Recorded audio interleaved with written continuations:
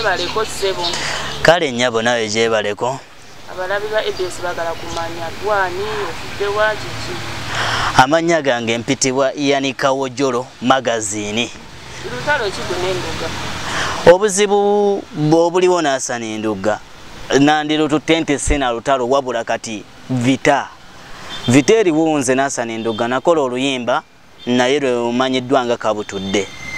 Kabutudde twamukola then nali performinga nga ndi mu bandi yaabwe ne Baby Deo n'Abudonyogonya.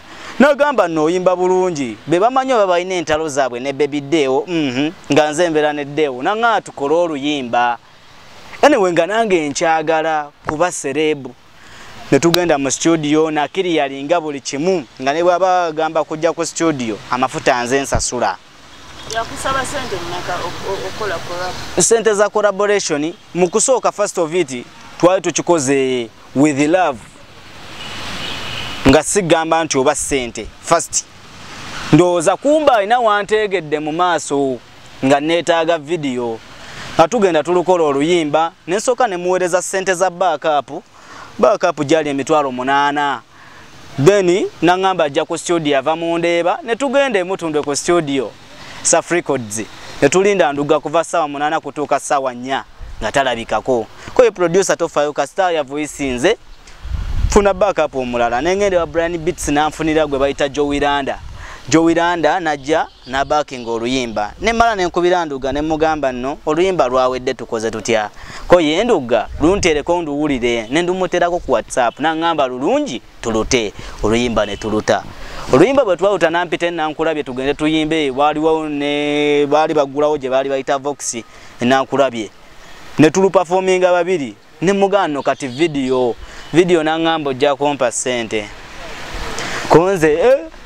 Konze kale kuba nkyetaaga ng'oluyimba ndutadde buli wamu ku media sina we saluteeka n'amaanyi gange ayita inaga ataddemu kadde ka concert n'atuuka akadde n'ansaba sente sente ne tuziteekamu kuba nali Katonda nnyambye n'enfuna management yali ya mukyala nga bagiyita faze management ne tukkaanya naye okumuwa sente nga nina okukola concert nga video ewedde nga ya luyimba olwo bagituume Kabutudde ntereza mbeera sente zaali emitwalo 7.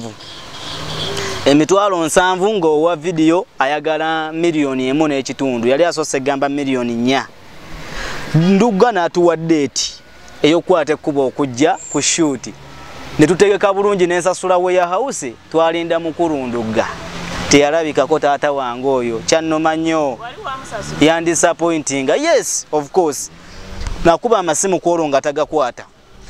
Bwe naddamu mukubira ne mukwasa yaŋŋamba mala kuweza balance.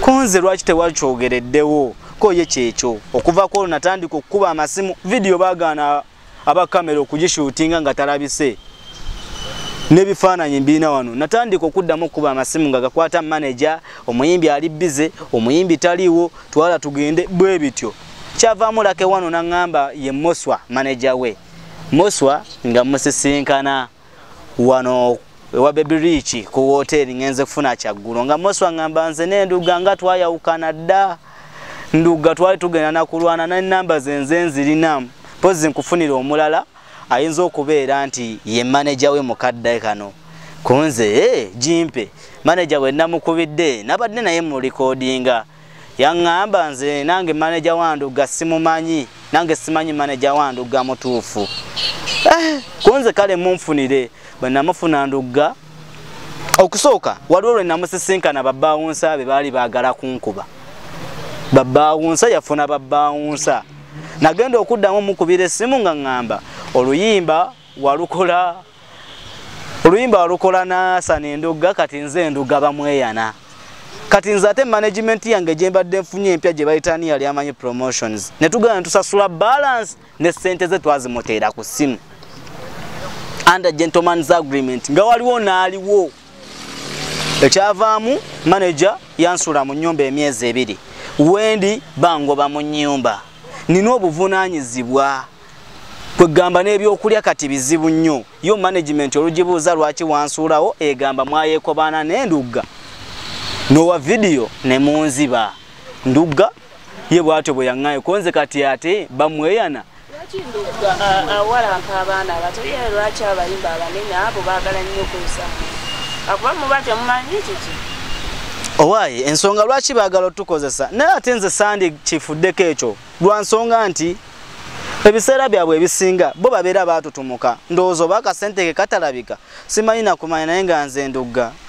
kaba n'amaziga kuba ebizibu byonna bye nnina n'okweremererwa lwakubanga yenze kankubuulire maneja yandibadde kati ssaawa zino waali yandibadde waali kozi nti nze gwolaba ne mukyala wange ali lubuto mu nnyumba batufubutula ebyokulya bizibu nnyo nga bw'okimanyi kankubuulire era twagenze okuwunzika nga ngenze ku poliisi ekatwe kulipootingayo mwami Endugga omusango baŋambye baguyita breach kusuubiza n'atatuukiriza nga omusango ogwo tulina n'okweyongerayo mu kkooti Ndugga ne bampereze wa mwami Tone Sempijja nentuukayo then kwe kujja ne bampa reference enoonya Hassan Ndugga era kye kizibu ekyo kye nnina kawojjolo waabwe ndabye